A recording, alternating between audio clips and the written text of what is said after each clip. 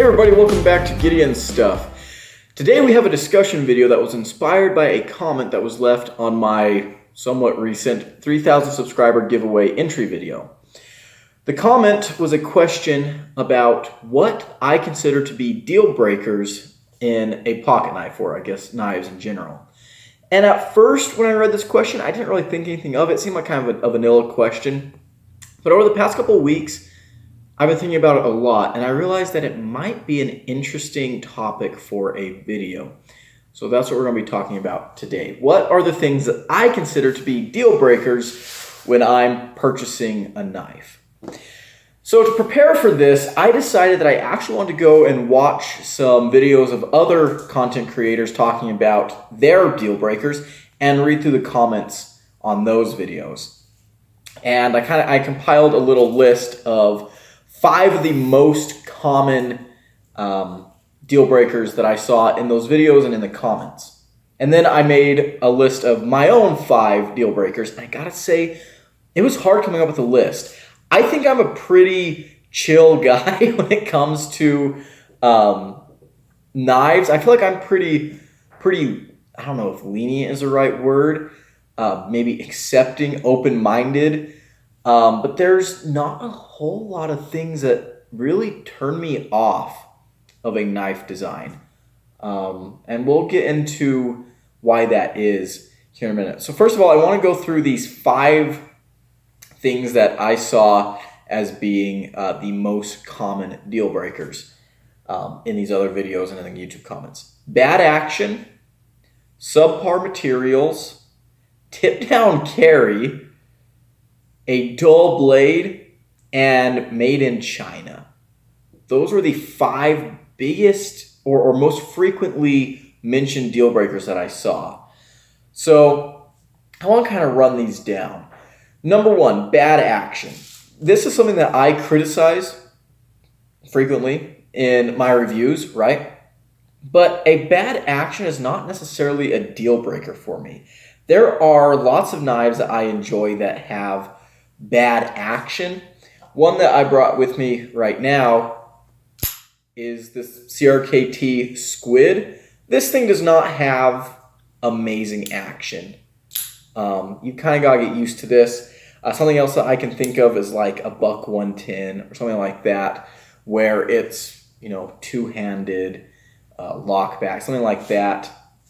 Heck, even this Spartan from Cold Steel might not be considered to have good action by people, but even though I like a good action, and I would argue that this does have a very smooth action and it's good for what it is, if a knife is functional, if it performs well, I don't necessarily care that much about the action, as long as I can deploy it in the way that it's meant to be deployed, right? Like this squid here, thumb flicking it is a little bit hard. You've got to kind of get used to it. But like slow rolling this thing, not a problem at all. So it still deploys fine. Is it fidgety? No, but I don't care that much about the fidget factor. To me, the rest of this design makes up for the fact that it's not fidgety. I think the Squid is an excellent small carry knife. I've really enjoyed carrying this. I've had this one for years, and I think it's a really, really great model. So bad action, again, it's something that I will mention and complain about a little bit in my reviews, and it's definitely something that I don't love, but I don't want to say it's a deal breaker. There are several knives that I can think of that had a bad action that I still appreciated other elements of. So bad action, not like an okay thing, but I think you got to kind of define what a bad action is, right? For example, like if I have a flipper knife that's supposed to flip and it doesn't, I purposely failed this one, and it doesn't flip, yeah, that's bad. I'm not a big fan of that. But if the rest of the design brings maybe great ergonomics, maybe has an amazing performing blade, I can look past a bad action, right? So I wouldn't say that's necessarily a deal breaker. It's not good, but it's not a deal breaker. Subpar materials, that's next up. Kind of the same thing. In my reviews, I will say if I think, the materials are subpar for the price you're paying, I'll mention that, and I don't like seeing that.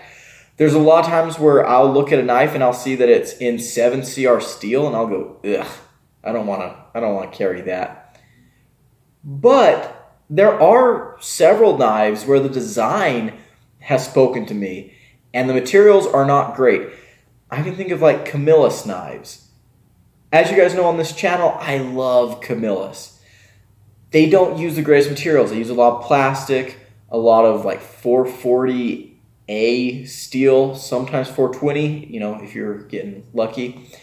Not the best materials, but I like the designs, I like the price point, and so I'm willing to look past the materials because I think there's more value you can get out of that knife besides just material. So again, something that obviously I'll mention in my reviews, but I wouldn't say it's a immediate turnoff in every sense. If I see a knife design that I'm really attracted to and it's in 7CR steel, I'm not going to let that completely dissuade me from buying that knife. I might be, a little disappointed. I might say, oh, I wish this was in a better steel, but it's not going to stop me from getting it.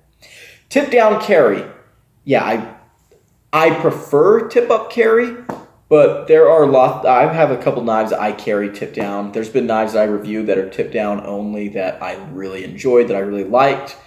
This is one of those things that it's a preference, but I can appreciate a knife for the tool that it is, even if something about it doesn't conform to my personal preferences. And I think that's important as a reviewer, right? I can look at a knife and say, even though I don't like this knife that much, personally, it's a good knife. Or the design, I see a lot of utility in the design. It functions the way it's supposed to. So yeah, I can look past that. Dull. So I'm going to kind of like lump dull in with like bad geometry, maybe. Because if a knife is dull out of the box, I don't really care that much. I'll just sharpen it, right? In fact, you guys have probably noticed in most of my unboxings, I don't do a sharpness test. Sometimes I remember to. Oftentimes, though, I forget. And that's because, honestly, it doesn't matter to me that much how sharp a knife is out of the box because I'm going to end up sharpening it anyways. So it's not a big issue. Bad geometry, that is an issue. That is an issue if the knife doesn't function correctly. And we'll be talking about this more later. As a great example, dull does not necessarily mean bad geometry. If you have not seen my Gerber Mini SATA review, go watch specifically the review cutting portion of that video because you will see a very sharp knife that has terrible geometry and it shows in the cutting. So, yeah, I guess bad geometry is kind of a turnoff, but that's not something that I can discover until I've used the knife or maybe heard about someone else using it. So. And nothing with dull, and this is something that I saw in some of the comments and something that I see a lot online and with people that I know who aren't necessarily knife people. I think a lot of people don't understand what sharpness is. For instance, I had a friend was looking at buying a knife, and they were asking me my opinions on this knife they're looking at buying. They're looking at buying some knives from Temu, which I told them to stay away from. But one of the knives, they said, oh, it says it has 440C steel. Is that a sharp steel? And I said, no, that doesn't exist. That doesn't exist. Sharpness has nothing to do with the type of steel. Some steels do take better edges than other steels, right? But sharpness is a fit and finish thing, right? I hate seeing videos online where people are like, I use Damascus steel to make the sharpest knife. And they'll basically justify it being the sharpest knife because of materials used. That's something that bothers me. Maybe I'll make another video on that, but yeah. Dullness, whatever. Doesn't really bother me. Made in China. I've reviewed a lot of knives from China. I own a lot of knives that are made in China that I really, really love. So that's obviously not a deal breaker for me. I can see why it's a deal breaker for some people. But for me, it's kind of I don't specifically look for made in China, but I don't, shy away from it. I'm recording this on my phone right now. Goodness knows the slave labor that went into that, and I do feel bad about that, but such is the global world we live in, right? So I don't necessarily make value claims based on factories, locations, and I have talked to a lot of manufacturers of knives and stuff, and even like places that are in China, if they have U.S. representatives and stuff. From what I've heard, it's not all terrible, so that makes me feel a little bit better. Okay, I have an honorable mention. Assisted opening was something else that I saw quite frequently mentioned. I don't care that much about that either. I prefer manual knives, but I don't let assisted knives stop me from enjoying a design. So let's go ahead and get into my list. Like I said, my list was hard to come up with because, as I hope I've illustrated through this very long introduction to my actual list, and as you guys have probably noticed from my channel, I really care most about the design and the function of a knife.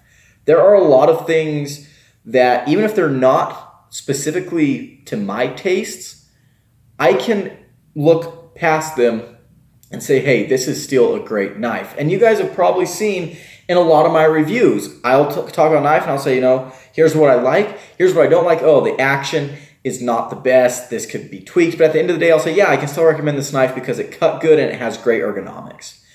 So really, for a knife to, and you guys have seen, the knives on my channel that I roast the hardest are the ones that don't cut good, have bad action, have bad ergonomics, have a bad price, have bad, it has to be a collection of issues for me to actually say, yeah, this knife is really, really bad. Most of the time, I can find, in fact, here's a great example. This CRKT Directive. The action on this, not amazing. Not amazing. However, I did enjoy the ergonomics of this knife. This knife cut very good. I don't think I gave this knife a Gideon stuff recommendation just because the price is a little bit high. But, that's an example of where I can say, hey, here's the good, here's the bad, right? Okay, so let's go ahead and get into my list. We're going to run through this really quickly. Number 5, I thought about not even including this one, but the more I thought about it, I realized, yeah, this is a deal breaker. Price, right? If I see a knife that I really, really like, I'm like, oh man, I really want to take a look at that, but it's out of my price range, I'm not going to get that knife, right? And so this is kind of the most, I don't know, practical thing on my list. But yeah, I have very strict price budgets, and if a knife is out of my price range, I will not get it. So that is a major deal breaker. Number 4 is if the knife is non-functional. So this, I put this on the list because this is, again, kind of the knives that I don't like that I review are the knives that I have found to be just difficult to use. They didn't cut good, they had terrible ergonomics, bad action, all that stuff that kind of boils together in a knife that's just unusable. Is this a deal breaker? This is something that I normally discover only after I've carried and used the knife, so I'm not sure I can definitely call it a deal breaker, but it's something that I can definitely tell you guys is a deal breaker. So that's why I included it on this list, because that is, at the end of the day, that is my biggest qualifying factor for not recommending a knife that I review. At the end of one of my reviews, if I say I do not recommend this knife, it is because it's not a functional tool. That's how I review knives. They're tools. If the knife does not function as such, I cannot recommend it. So non-functional, there we go. Sometimes I can tell a knife is non-functional by looking at it before I buy it, but a lot of times I have to test it and stuff. Number 3, marketing. Yes, this is something that will turn me off of a knife, is if the marketing is cringe or feels dishonest. Something that I really, really can't stand is marketing where you'll have like a company that takes basically, you guys know there's a lot of designs that are kind of shared between factories overseas. and you get a company who like starts making their own version of this one model, and it's like the most vanilla EDC model, but they're advertising it as like a super tactical, fighting knife.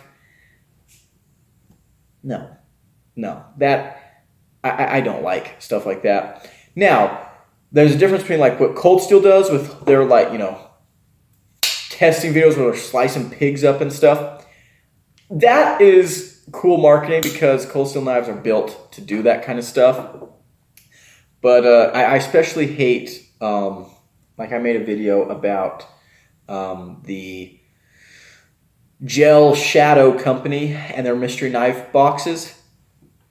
I hate that. I hate that so much. They have these very cheap plastic piece of shit knives that they're marketing as self-defense tools. I cannot get behind that. I cannot get behind that at all because they don't have professionals backing that. And to sell a cheap piece of crap as a self-defense tool is endangering whoever buys it, thinking that they're going to use it for self-defense. So I can't get behind that at all. That's, no way, Jose. Second thing is kind of similar, Mall Ninja knives. For me, it's a deal breaker if I see spikes and dragons and ridiculous colors. I don't think I really need to explain this one that much.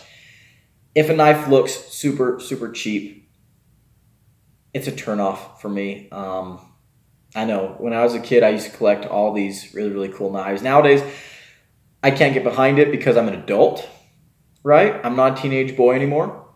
And if I was a grown-ass man carrying around an M-Tech Dragon Slayer Karambit 3000 with the crazy rainbow anno and all the spikes everywhere and the speed holes, that'd be cringe. That'd be really cringe. So yeah, Mall Ninja knives, it's a no-go for me.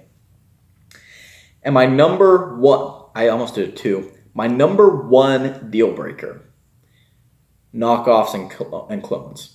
That is a huge deal breaker for me, especially clones. Knockoffs and clones are the same thing. If it's a design that's like copied, it's a little more leeway with that. But if a company is trying to pass off a knife that as something that's not, if they have a knife that's the Spyderco PM2 branded as a Spyderco PM2, but they're not Spyderco, no, that's a deal breaker for me. I absolutely hate that. Will not support that. That is disgusting and scummy and just low. So yeah, that is right away a no-go. All right, so those are the things that are deal breakers when it comes to me and knives.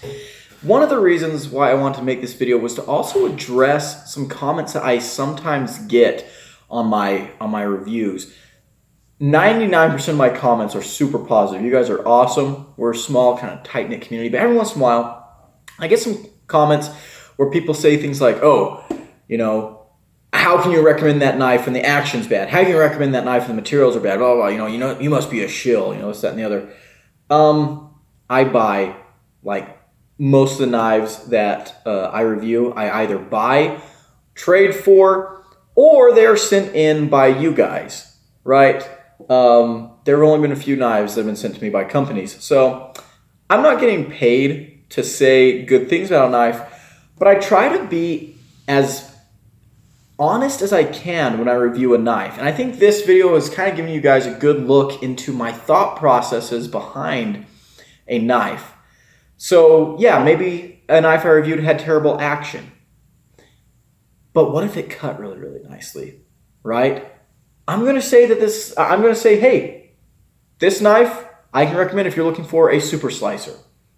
Or what if the knife had terrible, terrible steel, but I still like it because it's an affordable Darren Ralph design. I'm talking specifically about the Camillus gun hammer. That was a review that one of these comments was on. Was a person said, hey, these materials are trash, and you still recommended this knife. I'm like, well, yeah, it's a Darren Ralph design for $20. I think that's pretty cool. But I try to keep myself as honest as possible. So even if there's something that I don't like about a knife, and there have been lots and lots of knives that I've reviewed that I personally did not like at all. At all. But you guys probably couldn't tell because I try and be as objective as possible. Now, of course, I'm human. I'm not a machine. There have been many times where I have been very subjective in my vocalized opinions on different knives, both positively and negatively. There are a lot of knives that I say nothing but good things about on the shelf. For one, the Cold-Steel SRK. I praise that knife up one side and down the other. I love that knife so much, but a lot of that's based off of experience with it, right? So there's a few times where, you know, I'll straight up say, hey, I don't like this knife. But there's a lot of times too where I'll say I don't like this knife, but it could be for you. And other times I just keep it to myself. There are many knife reviews where there's something about a knife that I don't like, you know, it just isn't for me, the aesthetics aren't for me, or maybe the action isn't the way I like it or something like that. But if the knife is a good knife, if it's built well, if it does what it's supposed to do, I'm going to give a recommendation. I'm going to say, yeah, this is a great knife. Have at it. And so I think that's very important for the tone, the style of this channel. And also, I don't review very many knives. I'm very picky about the knives that I choose to show on the channel because I have to be, right? I don't have that much to choose from. I do one knife review a week, and sometimes that is very hard to keep up with. But hopefully this kind of gave you guys a little bit of an insight into how I think about knives. I know, again, judging by what I've seen on this platform in the comments and from fellow creators, yeah, there's a lot of things that other people put a lot of stock in that I would not consider to be deal breakers, right? Negatives, absolutely. Bad action, subpar materials, absolute negatives, for sure. I'll mention them in my reviews. But deal breakers, I don't think so. I think a knife is much more than its action. It's much more than its materials. And if there's something special about that knife, it can, you know, surpass a bunch of different negatives. But yeah, there we go. I thought this was going to be a short video. Not really.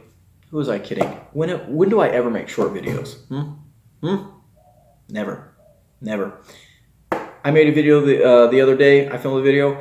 It was my Rockwell testing video. When I first, or not Rockwell testing, but it was like my Rockwell versus Mohs hardness video. When I first came up for the idea with that video, I was like, you know what? Let's make this a really nice, like 5 to 10 minute long video. I'll just talk about, you know, doing my little mineral scratching with my knives. You know, we'll show some of that. It'll be fun.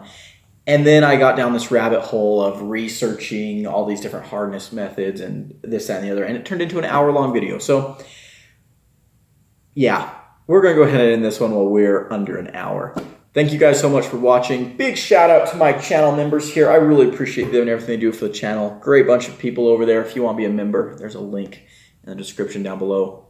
Or there's also a little blue join button. That's probably easier. But yeah, if you enjoyed this video, leave it a like, comment below, and subscribe. I've been Gideon, and I'll see you in the next one. Adios.